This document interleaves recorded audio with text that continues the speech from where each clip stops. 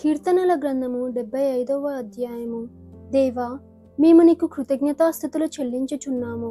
నీవు సమీపముగానున్నావని కృతజ్ఞతాస్తుతులు చెల్లించుచున్నాము. నరులు నీ ఆశ్చర్య కార్యములను వివరించుదురు. నేను యుక్త కాలమును కనిపెట్టుచున్నాను.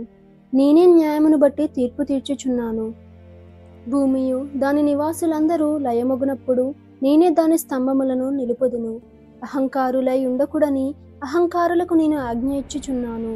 కొమ్ము ఎత్తకుడి, ఎత్తుగా కొమ్ము ఎత్తకుడి, పొగరు పట్టి మాటలాడకుడి అని భక్తిహీనులకు నేను ఆజ్ఞ ఇచ్చుచున్నాను.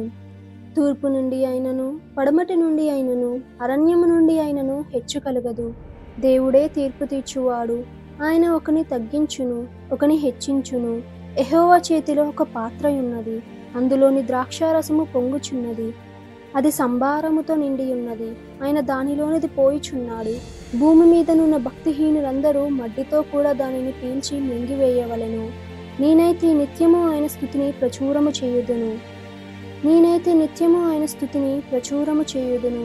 యాకోబు దేవుని నేను నిత్యము కీర్తించెదను. భక్తిహీనుల కొమ్ములన్నిటినీ నేను విరగగొట్టెదను. నీతిమంతుల కొమ్ములు హెచ్చింపబడును.